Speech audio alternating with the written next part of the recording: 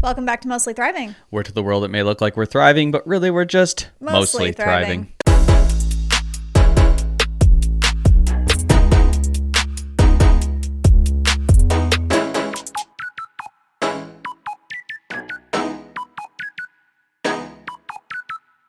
I'm excited for today. We have a really fun episode planned. We're going to do a couple different things. We're going to play a game that's going to be super fun. Explain kind of what we're going to do with that. We're going to see how close to being a veterinarian Amanda has become just being married to a vet. Yeah.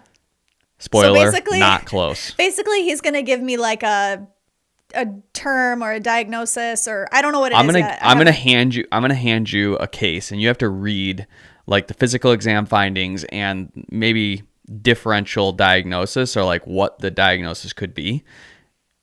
And then we're going to see where you go from there. Okay. We're going to see how you do. It'd be fun too if you guys play along. So maybe we'll put it like on the screen so that you can read it or see it. Or if your animal has had any of these things. Yeah. So chime it'll in. Be fun. But then, so we've been watching a lot of Olympics. Are you guys into the Olympics? We're like so into it that TJ thinks he could be like a professional curler. Well, I don't think that. Well, I don't think that. Before we get into that though, we're going to tell you guys a story today because with it being in Italy, we have PTSD from Italy, number one. We're going to tell you the story of the night in Italy, hands down, scariest night of my entire life. We thought we were being kidnapped, and I'm not even being funny. Yeah, like Netflix docuseries coming soon. It was so scary. I really don't know if I can go back to Italy. Yeah. So we're going to tell... One of the many reasons we're not in Italy for the Olympics. Yeah, we're going to I'm not an Olympian. We're going to tell you that story today, but let's start with Valentine's Day. Valentine's Day, yeah? Yeah, Valentine's Day. Maybe this is a hot take. I don't know if it's a hot take or not. We don't really do much for Valentine's Day because it felt weird to do an episode around Valentine's Day last week and then this week and not even mention hardly Valentine's Day. We're like, we're going to go on a date. And that's what we did, and that's it. Yeah, I mean, we went to dinner on Friday, and then we took the boys to Disney on Ice on Valentine's Day, but it wasn't like because it's Valentine's Day. Well, I got you flowers. You did get me flowers. Forget. You got me flowers, and you and the boys, which was very nice. But we've never been huge like gift givers on Valentine's Day. It's kind of like Sweetest Day. Like some people take that like extreme. Whoa. To me, that just feels like I forgot about Sweetest Day. Extra. I don't know. Are we wrong in that? Like then I'm like, do we not love each other? Oh gosh. Well, there's always next Valentine's Day. I just think about, or like the anniversary things. Like some people do like I don't even know what it is, but like year 1 is whatever. Year 2 is diamonds. Year 3 is leather. Like, have you heard of this? No. This is a thing. A lot of people do this. Oh, every year has like a theme, basically. And we're just missing the mark every year? Well, we've never done it. So we are missing the mark. But I don't feel... But I didn't know there was a mark to be missed. I just didn't know. I don't know. Do you guys do that? Are we like in the minority of this? To me, no offense to the women out there, but to me, this is, if you're not into this, I don't have to be into this. No, I get it. This is women driven. Do you remember the one time? And I'm fine with it. If you decide you want to do it, we'll catch right up. We got 10 years of catching up to whatever these things. You're probably gonna be like, yeah, I want to do that. Now I have to do 10 gifts for you. I just don't, I mean, we're like fresh off of Christmas, like your birthday's coming up in May. Like I don't know. I don't know what it is. I would rather... My birthday in May doesn't feel like a reason we shouldn't celebrate something in February. Well, you know what I mean though. Like it just, yours is in August. I would rather do something. Like I would rather go to dinner. I don't need you to get me something. Fine. You know? Yeah, I'm game to keep doing it how we're doing it as long as you're game. I'm good. Just don't flip that switch on me and be like, where have you been the last 10 Valentine's Day and anniversaries? No. Where are my diamonds? Anniversaries we celebrate. Well, yeah, but we don't have like this preset agenda list that you mentioned just now. No, I know. I don't think everybody does that. But if I've you never do even heard of it. Yeah, I'll have to look it up. Anyways, Valentine's Day was great. We went to dinner. I got Amanda some flowers. The boys and I did. AJ helped me get those flowers. Yeah, he did. And he signed the card, which was fun. Yeah. What's so funny about the flowers is, so we always get flowers. My friend Kayla, her mom owns a flower shop in downtown Clarkston. The Gateway. They're amazing. And it's funny, like anybody that gets us flowers, they just know that we always get them from Gateway, and that's where TJ always gets flowers from me. And so I just hit my 7-year anniversary of Come Stay a While, and my manager had sent me this like pretty bouquet of flowers from the Gateway, and the Gateway just knows what kind of flowers I like. It's always the like very neutral greenery, eucalyptus, like they just know what I like. And so I had those flowers on the counter. And then somehow those flowers probably lasted like 2 weeks and they were starting to die, and it was like, okay, it's time to throw them away, but I hadn't yet. And I came back upstairs and I was like, those flowers were rebirthed. I was like, I don't even understand I was so confused. I was staring at them and I'm like, this is so bizarre. Which I feel like maybe I should have some beef with Sabrina on this, on getting my wife flowers anywhere near Valentine's Day. Why? Because that just stole my thunder. No, it was totally fine. I got you the exact same thing. It was like happy 1 year of us working together. It was like a funsies. But what's funny is I got up closer to it and the card said like Happy Valentine's Day, like love, whatever, TJ and the boys. And I was like, oh my gosh, that's so funny. I would have never known that those were different flowers. I just thought they magically regrew because I put sugar in the water. You put sugar in the water? Have you guys heard of that? What? Putting sugar in your water of your flowers makes them last longer because they take the sugar and they get like excited. They get excited. Yeah. Like, you know those little flower packets that they give you? Flowers Viagra. Yeah. You know those little packets that they give you when you buy flowers? Yeah. And you like put them. It's just sugar. Well, it's like similar to that. It's like a food. Like they get the nutrients. Well, yeah, I know it's like flower food. Right. Sugar. Okay. Read about it. Google it. I'm going to chat that. Anyways, I've been putting sugar in my flowers for the last 10 years. And they died and I bought her a new set. So maybe this is what's been happening. Maybe TJ's been swapping my floral arrangements for a new one, making me think that I'm regrowing my flowers by sugar. We've been burning through sugars way too fast. That's so funny. All right, fine. Anyways, Olympics. Let's talk about the Olympics, because what are we going to do next week when there's no more Olympics? Because it's all we do. Yeah, we're going to have to get back into the board games and the games with AJ and Jordan, which is fine. Love the Olympics. I think I prefer Summer Olympics over winter, though. To me, it feels like with the Winter Olympics, we're just watching the same thing over and over and over. Like with gymnastics and like floor routines and beam, like I feel like it's different. But to me, like I can only watch the squirrel jumper man on the skis. The ski jumps. Yeah. So like they're all incredible. And it's like they all go far. We love hockey. We do love hockey. And we get to see some of the Red Wings players in the Olympics, which is fun. But yeah, I agree. Same thing, like the initial concept when you watch somebody do the luge and they go down the hill, which how do you even know? Like there's so many great memes about the luge, but have you seen the double luge where like you just lay on top of each other? It's like at what point did you think I could be good at this? Well, that's what I'm wondering. Like how does one become a luger? Because I'd never seen a place where I can go luging, and I would go. And then it seems pretty dangerous and scary. Do you start on like a small luge and then you work your way up to the big luge? Because that's taking up a lot of square footage. Yeah, I don't think there's a lot of luging facilities. I bet in Salt Lake City there's luging. In Utah. Maybe. So I gotta move there. But I think there's one in Michigan, in Muskegon. Oh. We could go do that. I feel like that's so dangerous though. Like. Yeah, certainly it's watered down. Yeah. I think business idea I had. No. Guys, the amount of times a week he says business idea. This happens to me a lot. Olympic, not training facility, just average Joe Olympic facility where we all get to go and try to be an Olympian, because I will say watching the Olympics is making me think I could do that. No, absolutely not. When you watch a figure skater, there's a thought that goes through your mind and go, oh yeah, I could maybe even do one turn on an ice skate. I mean, I've considered putting skates on my synthetic ice and practicing. I'm not even that good at skating, but like I can skate. There's no chance that I could jump. No, I could not jump and spin. I don't think I could jump and do a 180. No, and land going backwards. But like curling. Okay, so here's the thing about curling. Here's the thing. Oh God, here we go. He's been so into curling, you guys, that I hear about curling and the rules of curling. I feel like curling gets a bad rep because everybody thinks it's so boring, and myself included, until 2026. And this year, I ChatGPT'd. I said to my chat, chat, explain curling to me so that I can enjoy watching it. Isn't it just shuffleboard? No, No, I would argue it's more like bocce ball Okay, same without thing. moving the little Paulina Isn't that the same for thing? my Italians out there. You try to get it as close to the center as you can, and whoever has the most at the center at the end wins. Yes, but then you mix in ice and a heavy stone and sweeping. Here's the thing. Hear me out.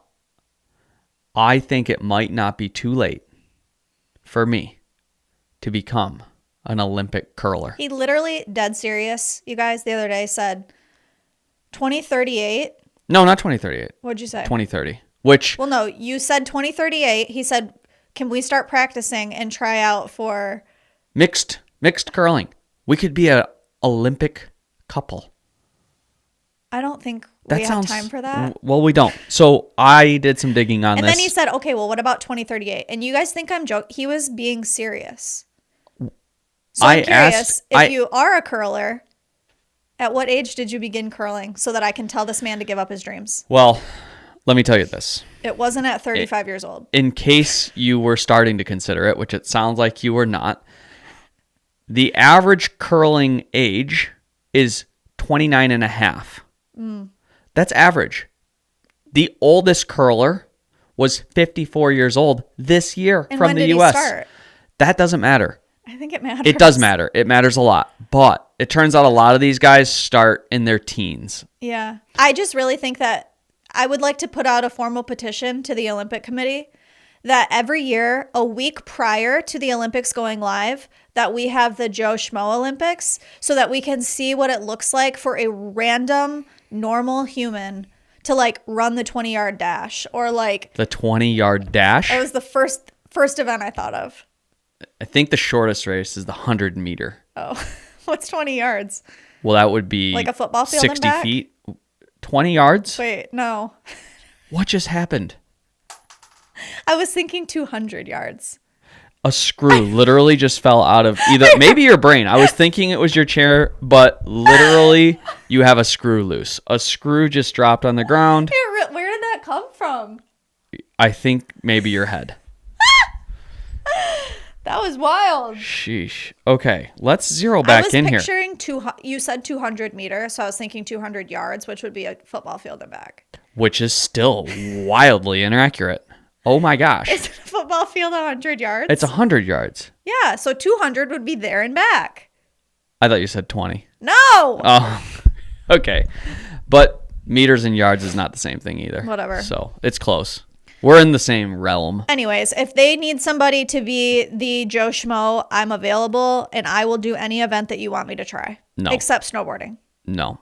You fell in our kitchen yesterday. I did. Just walking. You probably can't see it. I really hurt myself yesterday. She was rolling on the ground, causing a scene, and now she's going to go be an Olympic figure skater. Guys, No, my curling dream is far more reasonable. I hit my ankle bone on the corner of the dishwasher while it was open, and it was a zinger. Okay? Mm-hmm. Okay.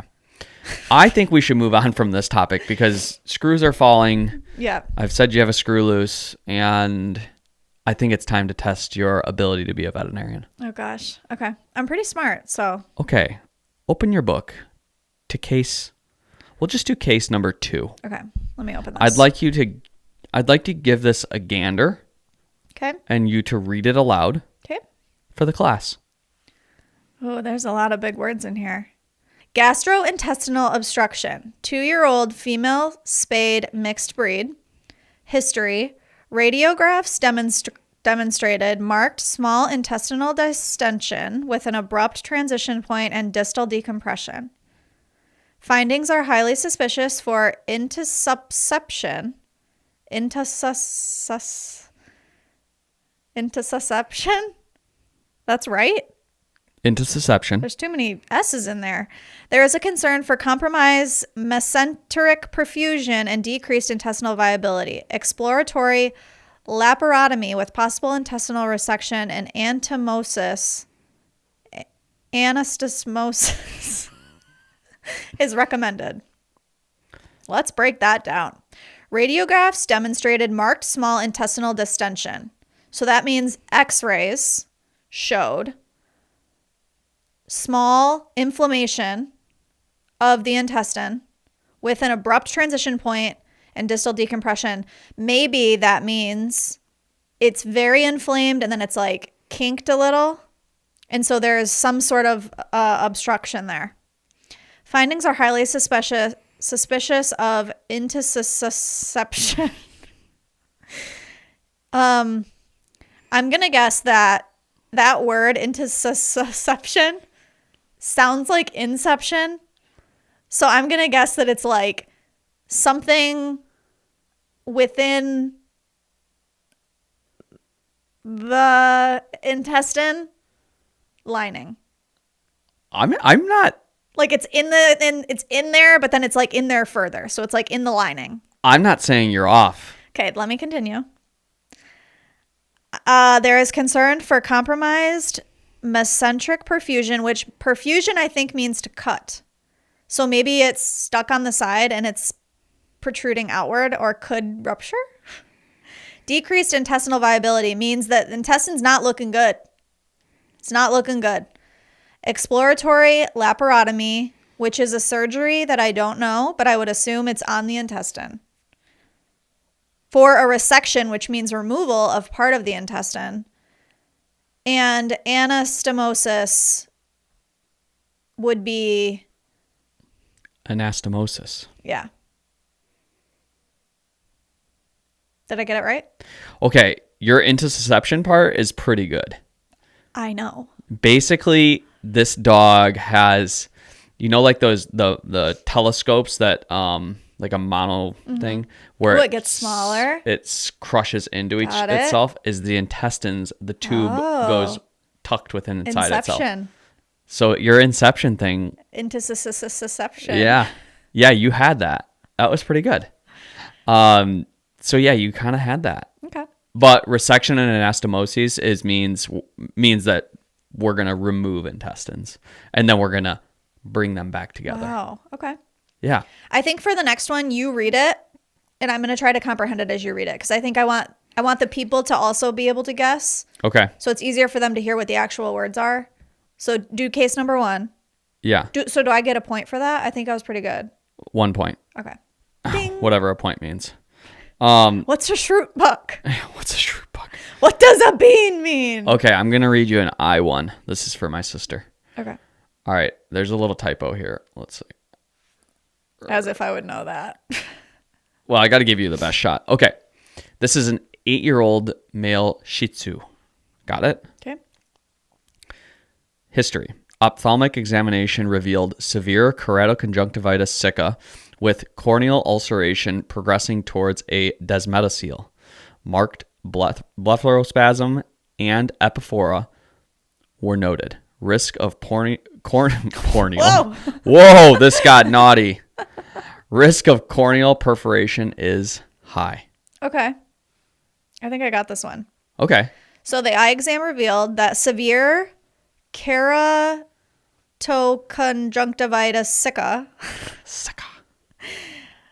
is some sort of like pus in the eye, I think. A conjunctivitis makes me feel like you got some junk up in there. Okay. And corneal ulceration would be your cornea is lacerated, basically. Has a tear, a cut. Progressing, or it's just like a small scratch and it's progressing toward a desmetocele. Which makes me feel like maybe detachment. Detachment from what? The cornea. Mm-hmm. There's ulceration, which is like a slash, and it's gonna come apart. Marked blepharospasm. Mm-hmm. That's something with the eyelid. A bleph. Okay. So I think blepharospasm. There's issues with the eyelid. And euphoria. Not euphoria. Epiphora. Epiphora makes me feel like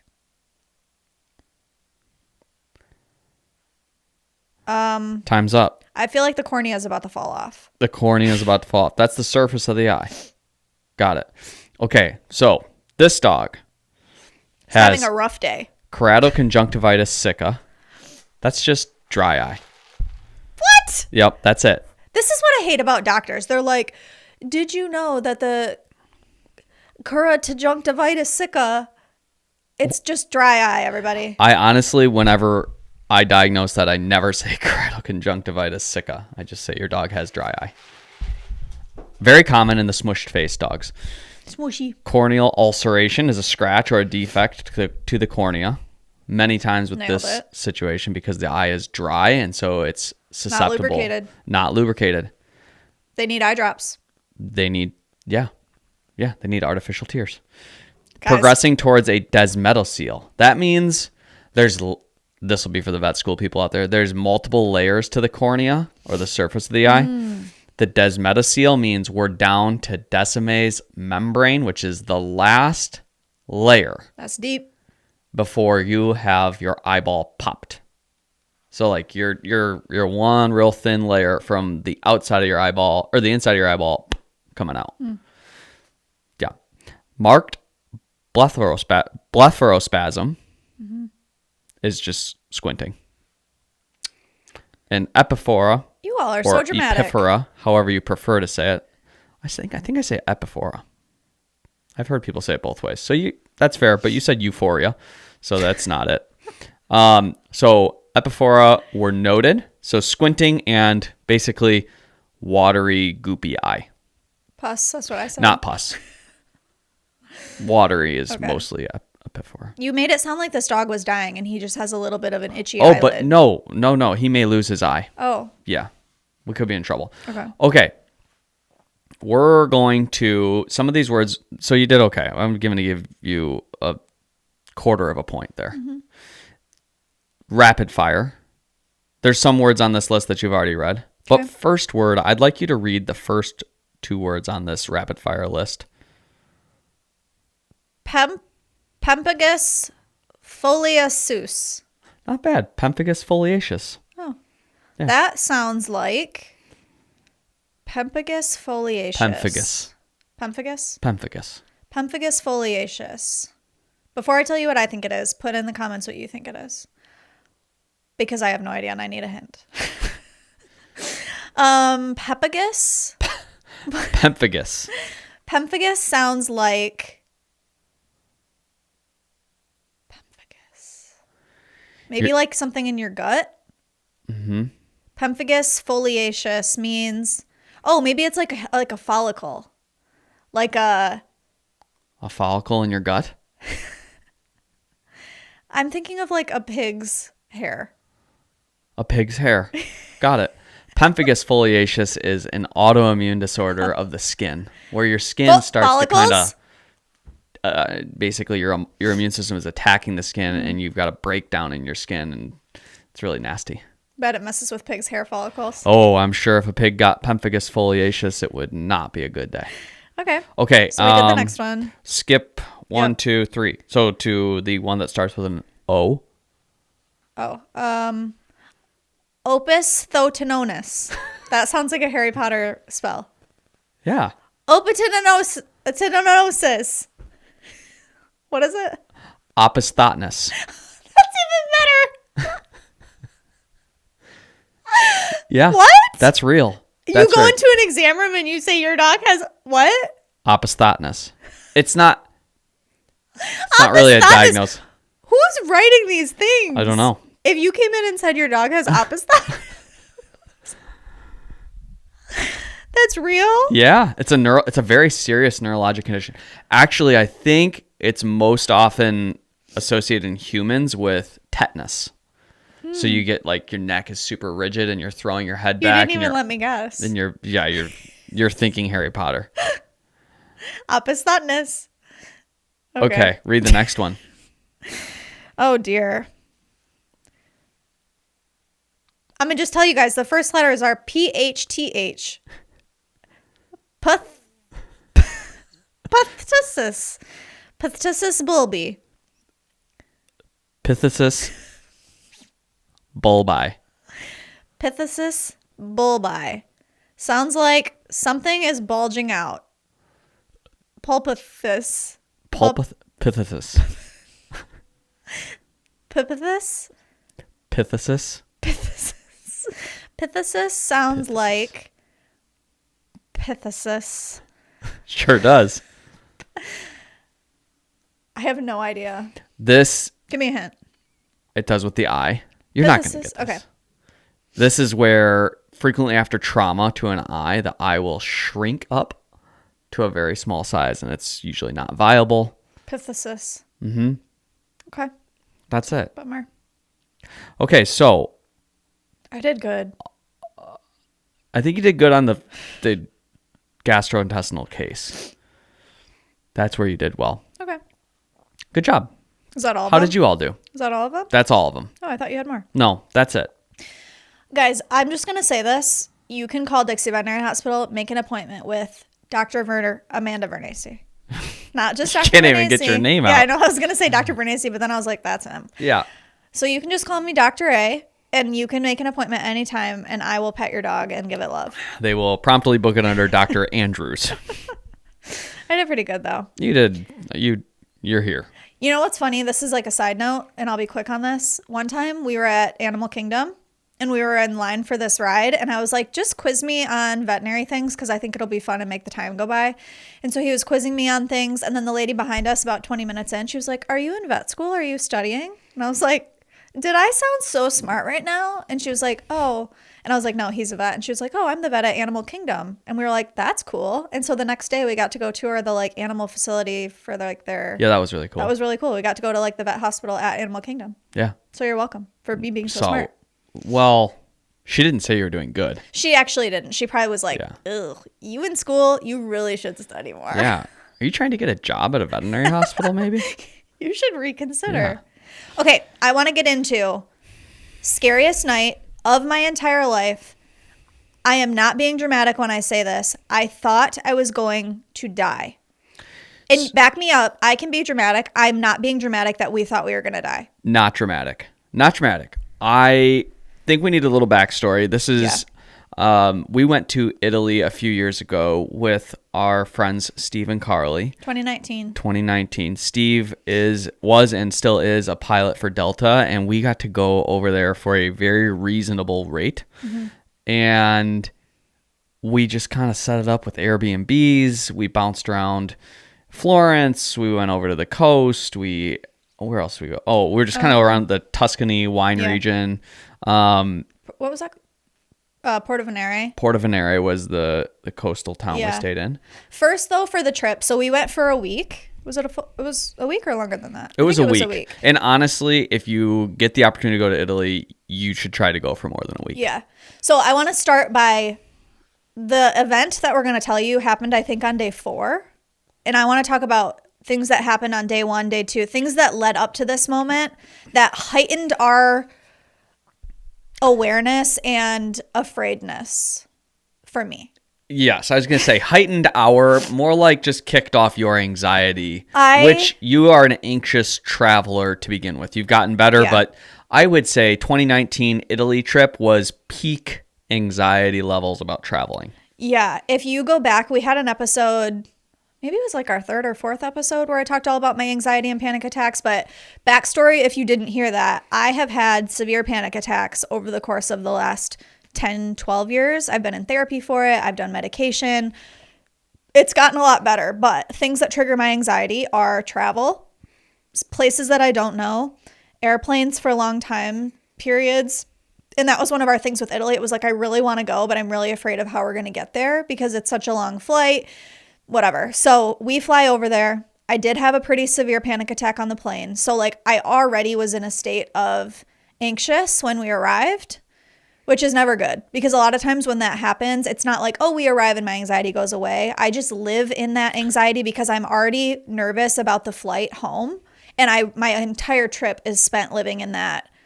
Yeah, like, once the ship is sailing, it is going. Yeah. With the wind. And it sucks. Like it really does suck. Yeah. And having anxiety, it's easy for people that have never had it. Like when I met TJ, he's not like a super anxious person. He's never experienced a panic attack or even really anxiety to the level that I feel it.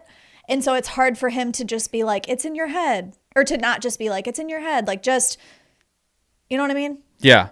For somebody who doesn't have anxiety, you just kind of want to look at them and be like, stop. Yeah. It's like, come on, like you got this. Like I've never been able to not control my thoughts. And Yeah. that is what a panic attack turns into, is the inability to inhibit your thought process and discern what's reasonable and what's not reasonable. So Yeah. with that being said, we started the trip with an anxiety-inducing event for you, getting on a plane and traveling a long ways. And you did. You had a panic attack on the plane, but we make it there. Yeah. So we're staying in Florence. We went, when we arrived, I think it was like morning time. So we had like our whole day. We checked into our Airbnb, which was really cute. But immediately in Italy, because everything is like tightly packed in, it's, you know, these really cool like rock buildings and all that. All I could picture was that movie Taken, where it's like there's just like doors everywhere and I'm just going to get taken and trafficked. That was literally all that was in my head. And so coming off of this like anxiety heighten and then feeling like that. Okay. So we go through our whole day in Florence. I was actually able to relax. It was really fun. We had a great time just like walking around, you know, restaurants and all this stuff. When we come back to our Airbnb for that night, we go into our bedroom and we're getting ready for bed. And I'm looking and I'm like, why is there like debris and like dust and almost like wall pieces on the bed, like on the pillows? And we look up and right above our bed, somebody had drilled a hole all the way through the wall and it was like had come out above our bed. Directly above our headboard. And so I'm like, all my worst fears are coming true. And I'm like, why is that? Like, is somebody spying on us? Like, this is so weird. So we call the Airbnb person and they're like, oh my gosh, they did that again. And we're like, again? We're like, what? We just matched. Wow. Twinsies. I had a book with me. I think that night I just put my book over the hole because I was like, I don't know what's going on here. Yeah. Because we couldn't hear any construction. There was never any construction when we were there. Well, he said they're doing construction on the other side. This is like the third time that they've had something come through the wall and then had to repair it. So we were like, okay, it was totally misunderstanding. But it still seemed weird because we never heard that level of construction where they're drilling through a hole above your headboard. You would think you would hear. Yeah.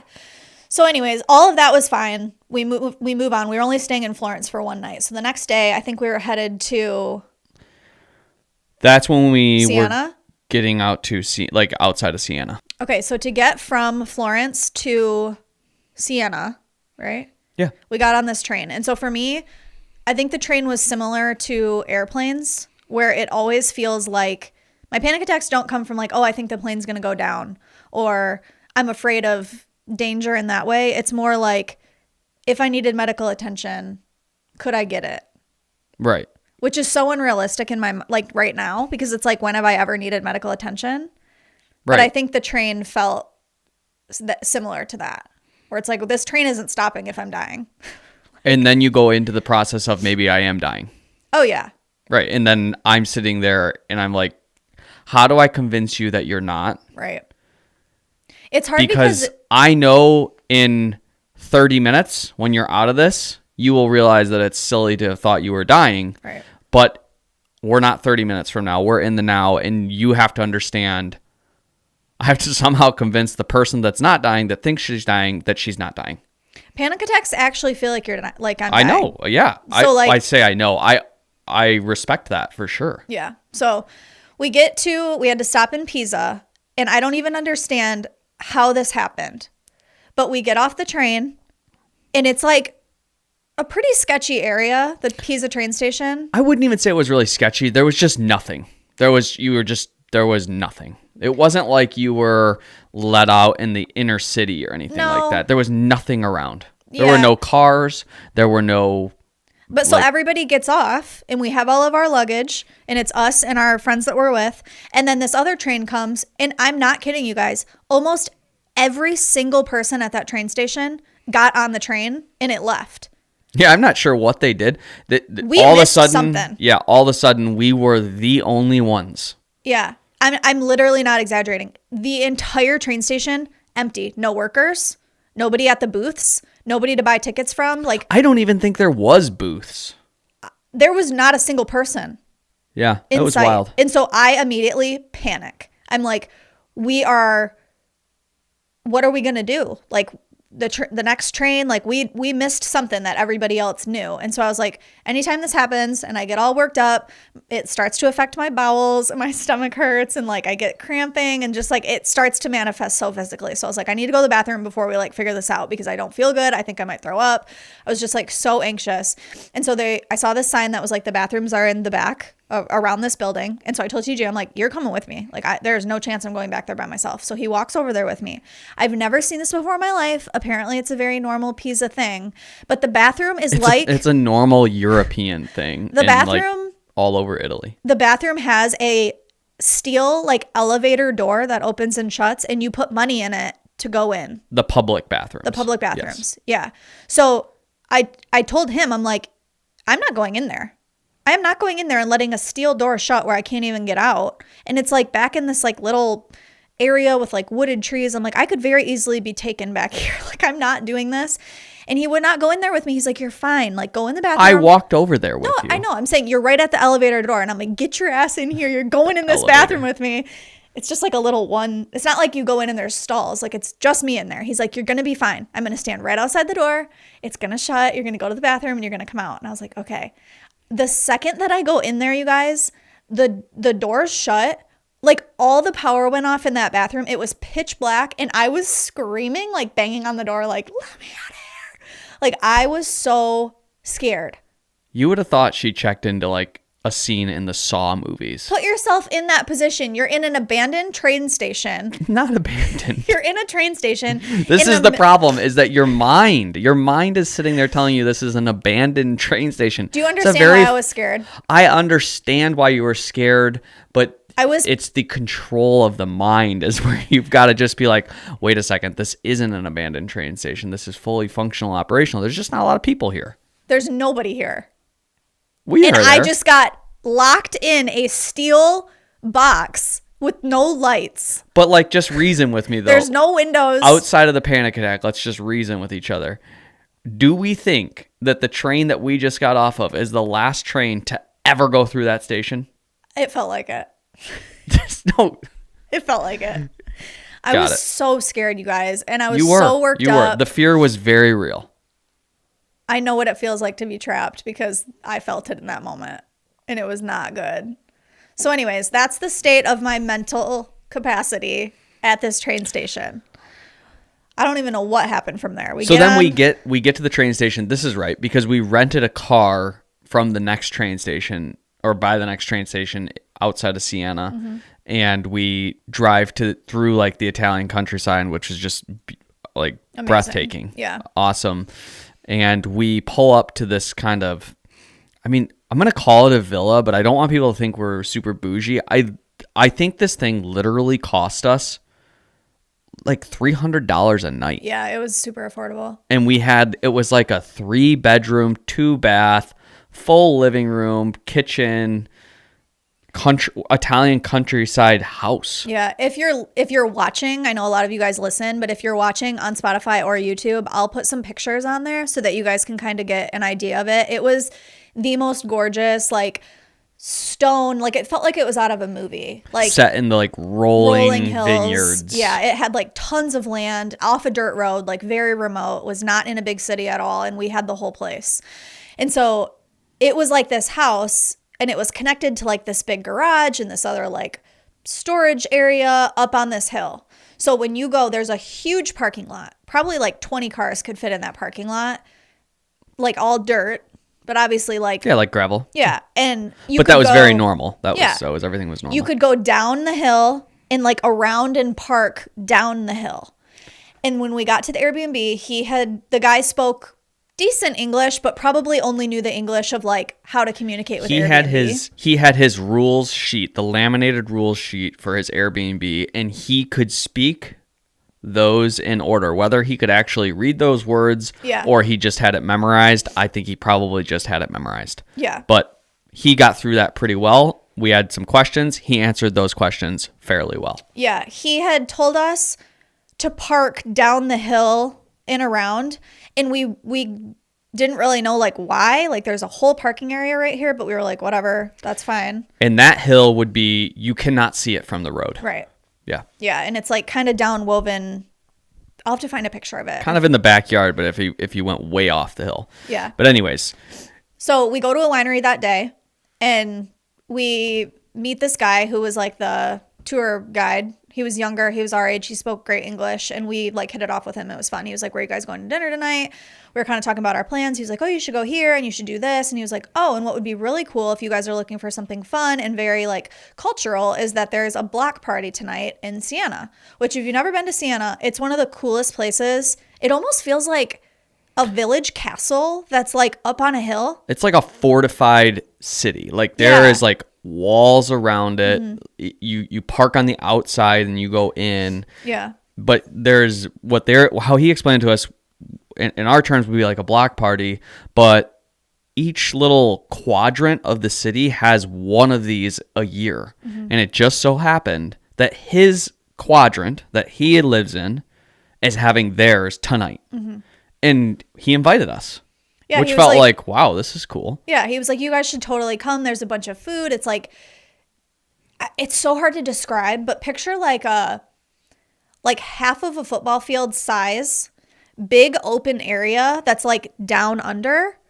And then all around it is just like buildings in the city. And you can only access it by going like through a building. Like you wouldn't even know that it's there.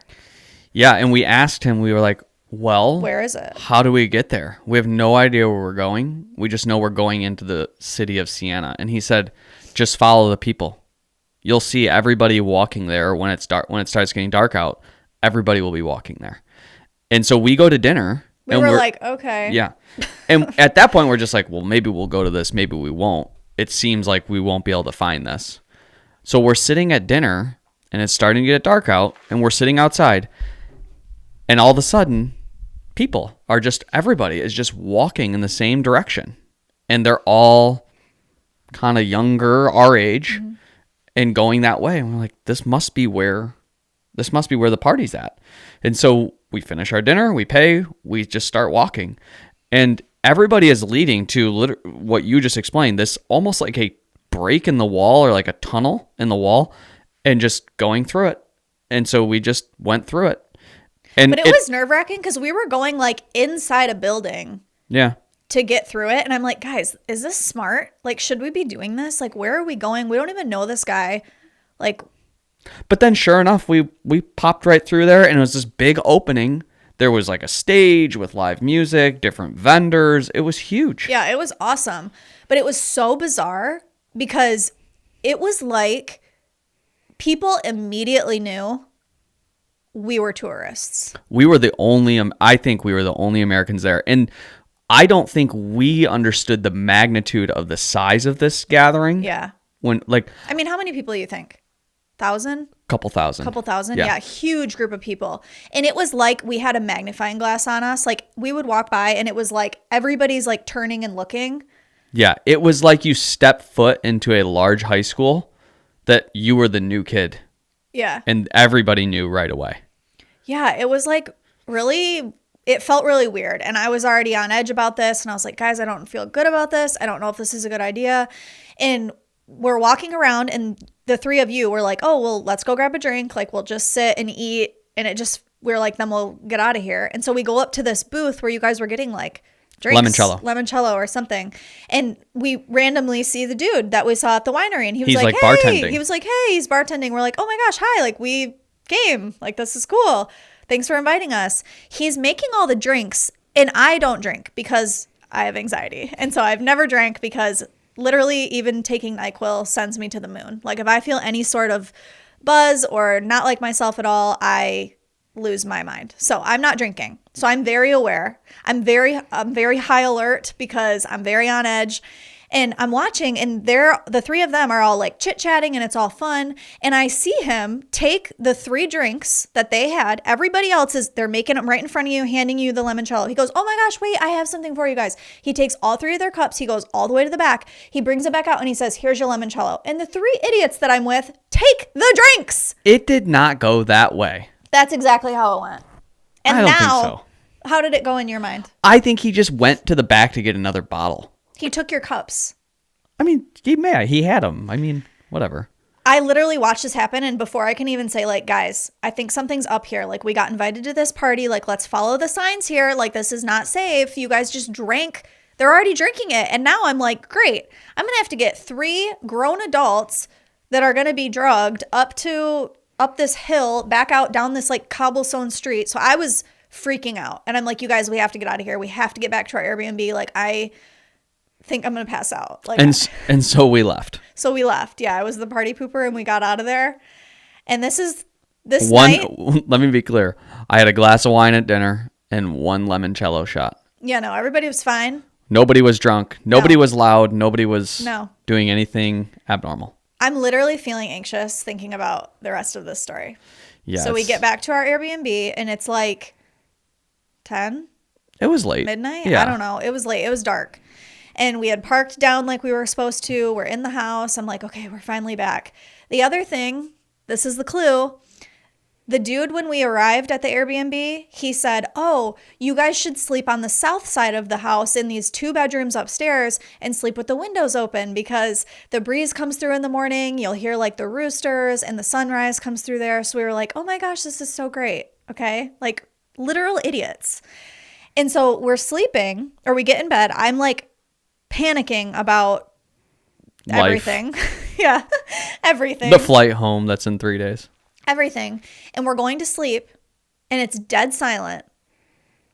And we hear the creak. No, we hear a car door shut. Yeah. And we both, I was laying there, and I'm like, I thought you were asleep. We had been doing this app called Headspace at the time. And so I think we had one of those on, and it was supposed to just help gather Amanda's thoughts and just control them and soothe her so that she could go to sleep. And so we had that on. And so then I hear this car door shut. And honestly, it was one of those things like, did I just hear what I thought I heard? I'm just going to ignore it and see if Amanda says anything, because the last thing I need is us to lose the progress we've done with this Headspace app and start spiraling at 11 or 12 o'clock. But it's also something where the setup of it, there would be no car door. Like, it's not like you would accidentally hear it from a neighbor. Yeah, if you heard a car door, it was because there's a car door at your house that just shut. Yeah, so I had heard it as well, but I was like, it's probably in my head. Somehow you had suppressed the thought in your anxiety. And so that's why I was like, well, I'm definitely not going to say anything. And so then, like 30 seconds later, a minute later, we hear the creak, like the most horror movie creak of a gate possible. It was just this right outside our window, underneath. Right below our window. And at that point, I think that one made me just sit straight up out of bed. Yeah, he immediately was like, I'm going to go down. Like, I immediately knew something is wrong and this is not going to be good. And then everything from the day just started flooding back. I'm like, oh my gosh, that's why they had us keep the window open. Like, the guy from the bar, he drugged you guys. Like, it was like oh my God. It was so, I'm literally it was a Taken movie where, where they're like, at the end of the movie, they're like, this guy did this, and then she went here, and this is the door, and it's all just flashing back in your head as if it was a movie. Well, because then his face immediately, I was like, oh God, like, he's afraid. This is like, I was definitely nervous at that point. This is real. And then we can hear someone talking in Italian, whispering right outside our window, right up against the house. And so we're like, oh my God, like, this is. And so you said, what are you going to do? And I said, well, I'm going to go check in on Steve and Carly, which their room, it shared a wall with ours. So I just had to go out the door, and we were upstairs, and this would have been below us. And so I went out the room. I went to Stevie's room, and my friend Steve sleeps with a sleep mask on and earplugs in. And I remember this so vividly. His toe was hanging out at the end of the bed, and I just barely touched his toe, and he catapulted out of bed at me, flipped his face mask off, pulled his earplugs out, and I said, did you hear that? And he said, yes, I did. And I was like, dude, what are we going to do? Somebody is here, and it's for sure. And then at that point, I need to you were in the room. I need to like take a deep breath right now because I can feel what I felt. Yeah, I mean, I still feel it. This is how real this was in the moment. And I said, all right, Steve, what are we going to do? And so the knee-jerk reaction was, okay, let's call the Airbnb guy because maybe this is a mix-up. We call, he didn't pick up, and then he finally called us back.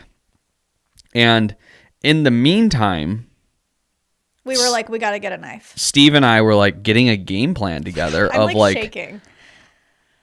We're not going down without a fight. Mm-hmm. And so there's a kitchen below us, and we knew there were knives, and fairly large knives because we had bought some like meats and cheeses and cut them up. Mm-hmm. And I was like, well, let's get down there and grab a knife, and then maybe when we're down there we'll be able to like get a glimpse of who it is, how many there are. Like, I'm telling you, this was about to be I didn't think we were coming home.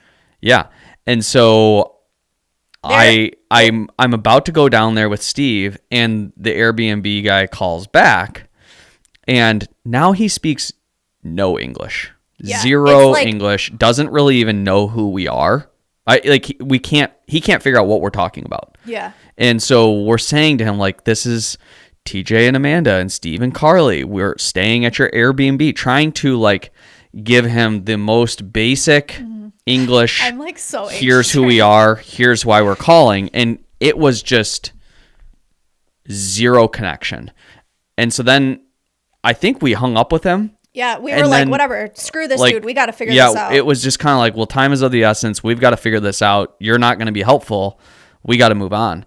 And Steve and I are now getting ready to go down the stairs, and the guy calls back. And I don't know if he woke his wife up or somehow, some way, he got his wits about him and understood who we are and why we were calling.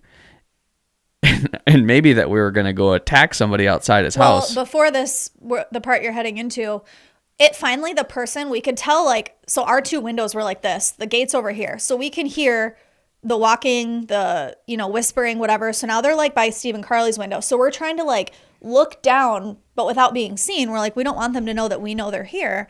And then the person gets far enough, we can like see down that way, and we're like, oh, it's a woman. And we could hear her voice. Yeah, we're like, this is so weird. Like, what is happening? And she's like texting on her phone, and we're like, oh my God, is she like a bait for us? Like, I don't know. So she was not trying to be hidden at all at this point. Yeah, and so they were like, okay, well, at least it's a woman. Like, we can take a woman. Yeah. But I'm like... Maybe. I don't know. Those Italian women. I want you to know, too, while all this is going on, I'm literally, like, on the bed, in a ball. Convulsing. Like, rocking back and forth, like, convulsing, like I'm going to throw up. Like, I have never felt fear like that in my whole life. It was the worst feeling knowing about what was potentially to come. Yep. And then I think my phone, like, lit up or something, and I saw a message and it said, it's Natalie from the guy. And I'm like, Natalie who? Like, I don't know what you're talking about. And it turns out, I guess there's like a housekeeper or somebody who... He like rents out the garage that was attached. So this was an old horse barn. Mm-hmm. And so they had renovated it to kind of two sections, but they all, it shared one wall, but there was no door connection. And so what he had failed to tell us is that there was this other local person that like long-term rents that portion. And so he never told us. And but Natalie she also wasn't was her supposed name. To be there that weekend. And she wasn't supposed to be there that night for sure. Yeah. And so we never like communicated with her or anything, but we could see her and there was nobody else out there. We looked, there was just one car. So we're like, okay, it must have been her. She like went into her little building and like we never saw her again. Yeah. The next morning we woke up, we're like, did we almost die? Did that just happen? Like because I mean, think about it. All the things, all the like signs, the parking way down far. I'm like, oh my gosh, you guys, we're such idiots. We literally put our car where they wanted it so that we couldn't get out because it was like a one way in, one way out scenario. Yep. No one will see it off of there if it gets left here after our bodies are discovered. Like disposed of. It was so scary. Yeah, it felt very real. But the good news is it wasn't. We're here. And we're here. But we didn't get to go to the Olympics this year. So you just round back on the Olympics. I didn't think it would be a good time. I think it's too soon to take you back to Italy. Yeah, I really would love to go overseas again, but the last time I went overseas was that. And the time before that was when panic attacks started. Europe is not good to me. And the time before that was when I fractured my skull in Spain. You weren't there for that. We just shouldn't go to Europe, I think. Yeah. It's a rough go for us over there. But 2030 Olympics are in France. So when I'm an Olympic curler, you better get over it. Better get some Xanax ready. All that to say, be aware of your surroundings, everyone, because I was so aware. You never know when somebody might be just renting next door. Renting next door. You just never know. But that's our story of Italy. What a fun time that was. I'd like to go back. But yeah. The other, we'll get into this another time, but we have a couple other stories that we want to tell you guys. Like, I want you to tell your New York story. Yeah, that was a wild story. TJ got thrown out of a bar in New York. First time and last time I've ever been thrown out of a bar. Which is so not his personality. And he got spit on by a bouncer. A large, much bigger than me bouncer. Maybe we'll tell that. Thank God all he did was spit on me. Yeah, maybe we'll tell that next time. Maybe. But yeah, so I wanted to pull up, where'd it go? We are so grateful for like your guys' conversation. I think it's so fun. That's probably one of our favorite things is reading the comments of things that you guys say during our episodes or after, your thoughts and feedback topics, like all of that. We want to be very conversational. And I was looking at some of our comments from last week and I thought it'd be fun to like read a couple of them. Should we do that? Yeah. Let's do it. We were talking about the Come Stay a While brand and potential like other business ventures we might do. Yeah. One of them, this one was interesting. I said, how about subscription boxes? But I don't know. I think people like that, but what are we subscribing to? Yeah. I don't know. Yeah. The other thing, there was very much hot debate about is audiobooks the same as reading?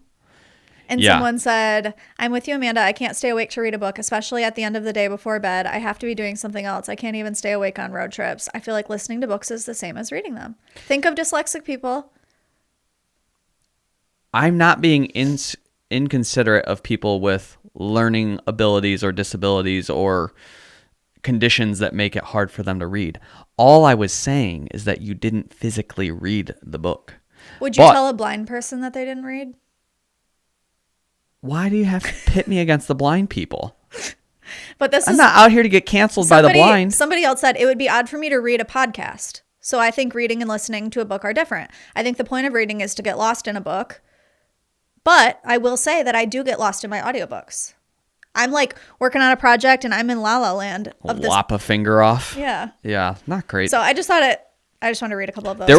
There were several teachers that chimed in or librarians. We've got a couple librarians listening. Didn't know that. Yeah. Saying that it is the same and that it exercises the same areas of your brain. Love it. To read versus hear, which I don't think the debate was. Yeah. Reading versus hearing. But that's just my 2 cents. Yeah. But what's on deck for next week? Next week. I don't know if we've really thought through. I think next week's up in the air. If you guys have any topics you want to get into, I think what we're kind of getting in the vibe or the groove of is catching up where we've been in the last week or so for about 20 minutes and then jumping into a topic for 20 minutes. And so if there's something you want us to dig into that you think we might know about or experience, we're happy to expand on that.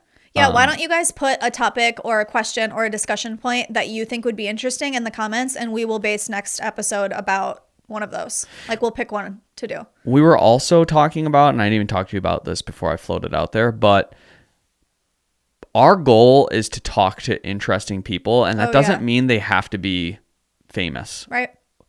We were talking about books and things like what I like to read, and it's fun for me, and I think people generally enjoy hearing other people's stories that seem so far removed from what our reality is that it seems fictional, but really it's just their story. Yeah. And so I think sitting down, like we did with my grandpa, just like hearing his story.